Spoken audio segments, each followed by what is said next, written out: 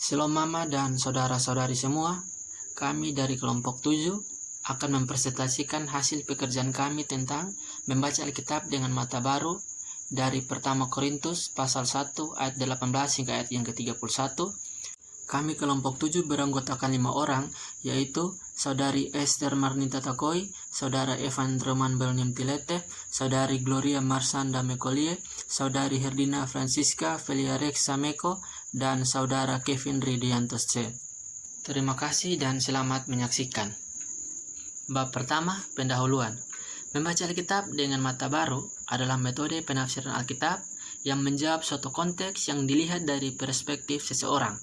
Konteks yang dimaksud ini biasa ditemukan pada pengalaman yang terjadi, baik oleh diri sendiri maupun pengalaman yang dilihat atau dirasakan saat terjadi pada orang lain. Tapi, yang terutama adalah refleksi atas pengalaman yang menjadi titik berangkat konteks. Refleksi inilah yang biasa menjadi pembelajaran terhadap konteks yang dihadapi. Kata kunci dari membaca Alkitab dengan mata baru adalah pembebasan dan transformasi. Selama tak terlepas dari kedua hal ini, maka dapat diterima. Setiap hal yang dibahas harus melahirkan pembebasan dan transformasi. Alkitab langsung menjadi jalan yang terbuka dalam merangkul pengalaman seseorang dan menjadi ruang dialog antara Alkitab dengan alam budaya maupun sosial yang menghantarkan pada pembaruan dan transformasi. Berikut dampak positif dan negatif dari membaca Alkitab dengan mata baru. Dampak positif. Kebenaran bukan sesuatu yang sudah jadi, tetapi hasil konstruksi bertolak dari 3 elemen, Alkitab, tradisi am, dan tradisi lokal, kontemporer. Teologi bukan lagi meaning receiving, tetapi proses meaning making. Peranggapan umat percaya dalam Alkitab dan umat percaya dalam konteks menjadi bahan baku yang setara nilainya dalam proses pencarian makna bersama.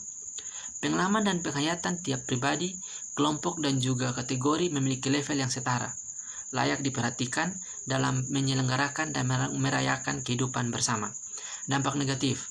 Ada banyak versi Allah dan kebenaran, sehingga cenderung terjadi klaim keunggulan antara versi-versi yang berbeda itu. Dampak buruknya adalah kekerasan terhadap versi kebenaran yang dianut kaum minoritas. Teologi dipahami tidak lebih dari pekerjaan meaning receiving. Kita hanya menerima meaning yang mungkin saja sudah memfosil dan perlu masuk museum. Kami kelompok membahas mengenai pendidikan yang saat ini menjadi tolak ukur seseorang dalam bersosialisasi dan kualitas dirinya. Terkadang kurangnya pendidikan seseorang membuatnya terasingkan dengan sekitar. Entah itu dilihat dari respon orang lain maupun tidak ada celah baginya untuk menyampaikan akan sesuatu. Hal ini seringkali terjadi, yang mengakibatkan seseorang tidak bebas dalam menyampaikan sesuatu dan juga membuatnya tertutup dengan lingkungan sekitar.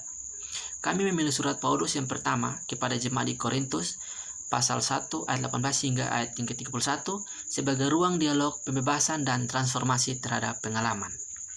Baik, bagian yang berikut dalam pembahasan ini adalah isi mengenai membaca Alkitab dengan mata baru. Pada bagian pembahasan ini mulai masuk pada membaca Alkitab dengan mata baru. Pembaca dinyatakan sebagai subjek yang membaca teks dengan mata baru. Dalam membaca Alkitab dengan mata baru, kami menggunakan acuan dari buku membaca Alkitab dengan mata baru, tafsir feminis kritis untuk pembebasan dan transformasi. Bahan bacaan kami yaitu teks 1 Korintus 1 ayat 18 sampai ayat 31. Yang pertama, hal-hal yang baru ditemukan. Kami menggunakan perbandingan dengan bahasa Inggris yaitu The Pushing of the Cross. Bahasa Indonesia terdapat dalam ayat 18, pemberitaan tentang salib. Yang berikut, prudent. Bahasa Indonesia ayat 19, karena ada tertulis, aku akan membinasakan hikmat orang-orang berhikmat dan kearifan orang-orang bijak akan kulenyapkan. Yang berikut, sign and seek after wisdom. Ayat 22, orang-orang Yahudi menghendaki tanda dan orang-orang Yunani mencari hikmat. Yang berikut, preach and stumbling block. Ayat 23, tetapi kami memberitakan Kristus yang disalibkan untuk orang Yahudi suatu batu sandungan, dan seterusnya. Yang berikut, confound. Ayat 27, dan apa yang lemah bagi dunia dipilih Allah untuk memalukan apa yang kuat. Yang berikut, to bring to know things that are. Ayat yang ke-28, dipilih Allah untuk menedakan apa yang berarti. Yang kedua, dalam tafsiran dengan menggunakan mata baru adalah perbedaan dan persamaan yang dapat ditemukan dalam bacaan. Persamaan dan perbedaan yang kami temukan antara lain yang pertama, persamaan penggunaan kata kebodohan, itu ayat 18, ayat 20, ayat 21, ayat 23. Perbedaannya, pemberitaan tentang salib adalah kebodohan, ayat 18, dan menyelamatkan mereka yang percaya oleh kebodohan pemberitaan Injil, ayat 21. Tetapi kami memberitakan Kristus yang disalibkan untuk orang-orang bukan Yahudi suatu kebodohan, ayat yang ke-23. Hal yang kedua yang ditemukan dalam persamaan dan perbedaannya itu orang-orang Yahudi dan bukan Yahudi, ayat 23 dan 24. Perbedaannya, bukan orang terpanggil karena menganggap pemberitaan tentang Kristus yang disalibkan adalah batu sandungan dan kebodohan, ayat yang ke-23, dan ayat yang ke-24, orang-orang yang terpanggil. Yang berikut adalah yang bodoh dan yang lemah. Persamaannya, yang bodoh dan yang lemah terdapat dalam ayat 25 dan 27. Perbedaannya, yang bodoh dan lemah dari Allah, ayat 25, serta yang bodoh dan lemah bagi dunia, ayat 26. Yang berikut, pemberitaan tentang salib, ayat 18 dan 23. Perbedaannya, di ayat 18 merupakan pemberitaan tentang salib, sedangkan ayat 23 pemberitaan tentang Kristus yang disalib. Kata-kata kunci yang diperhatikan dan didapatkan dari teks ini adalah hikmat, panggilan Allah, dan bijak. Kita masuk pada bagian pembahasan. Surat pertama Paulus kepada jemaat di Korintus merupakan nasihatnya kepada jemaat tersebut. Karena pada saat itu jemaat tersebut sedang menghadapi persoalan-persoalan dalam persekutuan mereka. Persoalan-persoalan yang terjadi dalam jemaat tersebut berhubungan dengan lingkungan sosialnya maupun keagamaan. Salah satu persoalan yang terjadi pada saat itu ialah adanya perpecahan dalam jemaat, terdapat di 1 Korintus 1 ayat 12. Persoalan ini diakibatkan karena adanya penduduk yang bercampur baur, disertai dengan latar belakang rohani dan intelektual yang berbeda-beda. Penduduk-penduduk yang bercampur baur tersebut juga terdapat dalam persekutuan jemaat Yahudi Yunani. Penduduk yang campur baur ini disebabkan karena letak kota Korintus yang sangat strategis dan merupakan kota pelabuhan. Karena adanya persoalan dalam jemaat, maka terbentuklah kelompok-kelompok yang mempertahankan pendapatnya. Kelompok-kelompok tersebut yaitu kelompok Paulus, Apolos, Kefas, dan Kristus. Masing-masing kelompok tersebut menganggap bahwa dirinya lebih baik dari kelompok lain. Akhirnya terjadi perselisihan dalam jemaat. Menurut Paulus, perselisihan tersebut disebabkan karena sikap jemaat Korintus, termaksud keempat kelompok tadi, saat menekankan ciri manusiawi, yakni kefasihan berbicara dan hikmat duniawi. Kefasihan itu membuat para pendengar lebih banyak memberikan perhatian kepada pembicaraannya dan bukan kepada Allah. Karena itulah, maka Paulus mengecapnya sebagai hikmat palsu, supaya jemaat dapat memahami perbedaan antara hikmat dunia dan hikmat Allah. Paulus mempertentangkan hikmat duniawi dan hikmat Allah itu. Di samping itu, akibat lainnya yang timbul karena adanya perbedaan latar belakang dari tiap anggota jemaat ialah adanya perbedaan pemahaman mengenai pemberitaan Injil. Semula ketika Paulus masih bersama mereka, keanekaragaman mereka dipersatukan, akan tetapi ketika Paulus pergi, mereka mulai merenungkan semuanya sendiri dengan pemahaman mereka dan memperoleh jawaban yang berbeda-beda. Perbedaan mengenai hal tersebut dapat dilihat dalam teks yang dibahas pada saat ini. Menurut orang Yahudi itu adalah batu sandungan, dan menurut orang Yunani itu adalah kebodohan. Dalam hal ini yakni pemberitaan mengenai Yesus Kristus yang mati di atas kayu salib. Orang Yahudi yang masih bertumpu pada hukum Taurat dan mencari tanda-tanda dari kejadian-kejadian hebat, sedangkan orang Yunani yang memperdebatkan akan arti Allah sesungguhnya lewat pemikiran mereka dan juga mencari kebijaksanaan, terdapat pada 1 Korintus 1 ayat 22. Di sini dapat dilihat bahwa kepintaran dan ketaatan mereka kepada apa yang sudah mereka pelajari, ikuti dan menjadi suatu kebiasaan menunjukkan akan pemikiran mereka saat bertemu dengan hal-hal baru.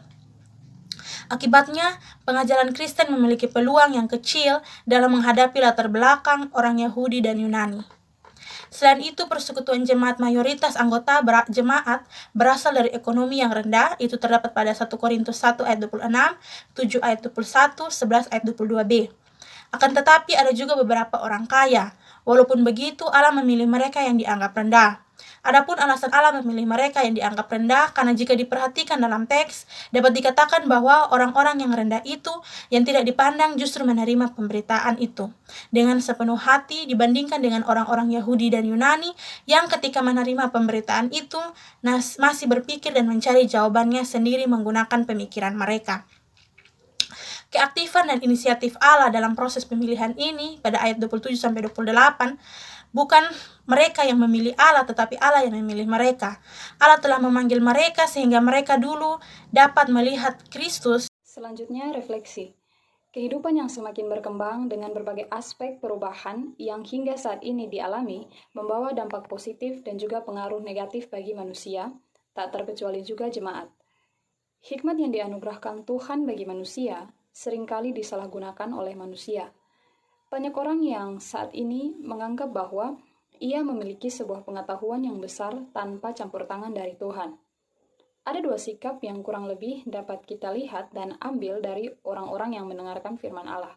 Pertama, Injil adalah kekuatan Allah bagi mereka yang diselamatkan. Kedua, Injil sebagai kebodohan bagi orang-orang yang akan binasa. Jika ditelusuri, dengan menganggap Injil sebagai kebodohan, maka secara tidak langsung mereka menganggap bahwa mereka berhikmat. Namun, seperti pada ayat selanjutnya, bahwa hikmat manusia tidak ada apa-apanya di hadapan Allah. Paulus menekankan mengenai betapa pentingnya berhikmat yang mengandalkan Tuhan, sehingga tidak ada seorang pun yang akan bermegah atas hikmatnya, tetapi bermegah di dalam Tuhan. Mari menjadi orang-orang yang menghargai Injil melebihi segala hikmat, sehingga kita tidak disebut sebagai manusia yang hanya berhikmat di mata sesama manusia, namun juga berhikmat di mata Tuhan. Di samping itu, seperti yang kita ketahui, dalam kehidupan, setiap manusia tentu mempunyai akal budi atau yang kita kenal dengan pengetahuan. Orang yang berhikmat tidak bisa kita lihat dari kepintaran atau kepandaiannya saja, tetapi orang yang berhikmat itu dapat kita lihat dari bagaimana ia mengambil keputusan. Dalam kehidupan kita sering menggunakan pendidikan atau ilmu sebagai tolak ukur dalam menilai seseorang. Baik secara sadar atau tidak, banyak orang yang berpikir bahwa orang yang tidak berpendidikan atau berilmu tentunya bodoh. Jika seorang mengambil keputusan bahwa orang yang tidak berpendidikan atau tidak berilmu adalah bodoh, apakah itu adalah hikmat manusia atau hikmat Allah? Tentu saja, itu adalah hikmat dari manusia. Manusia menggunakan kepandaiannya untuk menilai orang lain dari satu sisi saja, tanpa melihat sisi lainnya. Mungkin saja seseorang bodoh dalam satu hal, dan sebaliknya ia sangat pandai dalam hal yang lain. Tidak ada seorang pun yang bodoh dalam semua hal. Jika itu ada, itu hanya dikarenakan orang tersebut tidak mau berusaha menggali kemampuan yang ada di dalam dirinya. Segala sesuatu yang dijadikan Allah memiliki fungsi dan kegunaan, karena pada prinsipnya tidak ada ciptaannya yang sia-sia. Oleh karena itu, setiap orang yang mau menilai orang lain haruslah ia bijak dalam menilai. Bab 3, penutup. Berdasarkan pembahasan pada bab 1 dan 2, maka pada bagian ini penulis dapat memberikan kesimpulan dan usul saran sebagai berikut. A. Kesimpulan. Membaca Alkitab dengan mata baru merupakan sebuah metode menafsir Alkitab yang biasanya didasarkan pada pengalaman seseorang atau kelompok yang kemudian dijadikan refleksi dan pembelajaran. Tentu ada begitu banyak permasalahan dan pengalaman yang terjadi dalam kehidupan kita. Salah satunya seperti yang diangkat dalam tulisan ini, yaitu tentang orang yang berpendidikan rendah belum tentu bodoh. Dalam kaitannya dengan pengalaman tersebut, dalam surat Paulus yang pertama kepada jemaat di Korintus, pasalnya yang pertama ayat 18-31, memberikan kita sebuah gambaran tentang latar belakang jemaat yang sangat beragam pada saat itu dan sejumlah persoalan yang terjadi karena hal tersebut. Salah satu persoalannya ialah ada banyak kelompok yang muncul dan menganggap diri mereka lebih dari yang lain karena merasa mereka memiliki hikmat. Karena itulah, maka Paulus menegur mereka dan menyatakan bahwa hikmat mereka adalah sebuah kebodohan, dan Allah lebih berkenan kepada mereka yang dianggap lemah. Dari surat Paulus ini, kita diingatkan untuk dapat lebih menghargai dan menerima orang lain, serta jangan menganggap yang lainnya tidak mampu daripada kita. B. Usul dan saran. Yang pertama, keluarga. Keluarga merupakan tempat pertama di mana seseorang bertumbuh dan mempelajari berbagai hal. Sebagai tempat yang pertama, maka keluarga memiliki peran yang penting bagi setiap individu yang ada di dalamnya untuk dapat menjadi lebih baik. Berkaitan dengan hal tersebut, maka peran keluarga yang berhubungan dengan masalah yang diangkat pada tulisan ini adalah keluarga perlu untuk mendidik setiap anggota keluarganya untuk dapat bersikap terbuka terhadap orang lain tanpa melihat statusnya, memberi ruang bagi siapa saja untuk bisa berpendapat dan mampu menerima setiap pendapat yang diberikan. Di samping itu, agar semua itu dapat terwujud, maka orang tua sebagai pemimpin dalam keluarga juga perlu menjadi contoh yang paling pertama bagi anak-anak dan anggota keluarga lainnya. Yang kedua, pendeta gemit. Pendeta merupakan seorang pelayan Tuhan dan juga perpanjangan tangan Tuhan untuk memberitakan tentang Allah, kasih, dan sebagainya. Setiap pelayan Tuhan akan diutus ke dalam sebuah tempat untuk melayani. Di dalam tempat di mana ia diutus akan ada banyak jemaat dengan latar belakang yang berbeda-beda, mulai dari ekonomi, budaya, bahkan pendidikan, dan sebagainya. Dalam berbagai perbedaan tersebut, khususnya perbedaan status pendidikan jemaat, seorang pelayan Tuhan perlu untuk menunjukkan sikap penerimaan dan penghargaan akan hal itu agar dapat menjadi teladan bagi jemaat lainnya, sehingga tidak terjadi perpecahan dalam jemaat dan masalah-masalah seperti yang diangkat dalam tulisan ini dapat diatasi. Yang ketiga, fakultas teologi. Sama halnya dengan kedua poin sebelumnya, menurut penulis, usul dan saran yang dapat diberikan untuk fakultas teologi agar dapat mendidik dan membentuk mahasiswa yang berkualitas, khususnya tentang bagaimana sikap mereka ketika mereka berada di tengah-tengah lingkungan yang tidak semua orang memiliki kemampuan pendidikan yang cukup, sehingga terkadang membuat orang-orang tersebut terasingkan, yaitu fakultas teologi kiranya tetap mempertahankan dan menjaga konsep kekeluargaan yang ada di dalam fakultas teologi. Karena menurut penulis, di dalam konsep tersebut terdapat banyak hal baik yang dapat dipelajari, seperti sikap saling terbuka dan menghargai. Kedua sikap tersebut memiliki peran penting karena dengan kedua sikap tersebut dapat menolong dan membantu mahasiswa teologi untuk dapat mengambil sikap yang baik ketika mereka berada dalam situasi yang sama dengan masalah yang diangkat dalam tulisan ini. Yang keempat, masyarakat. Sebuah kenyataan bahwa setiap orang punya kekurangan dan kelebihannya sendiri.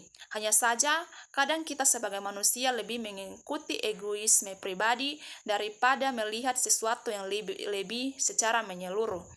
Seringkali kita meremehkan orang lain karena menganggap diri kita lebih baik atau lebih hebat darinya. Padahal, meremehkan atau merendahkan orang lain tak lantas bikin kita terlihat lebih baik daripadanya. Bahkan saat kita menyebut orang lain bodoh, kita tak serta-merta menjadi orang yang lebih cerdas darinya.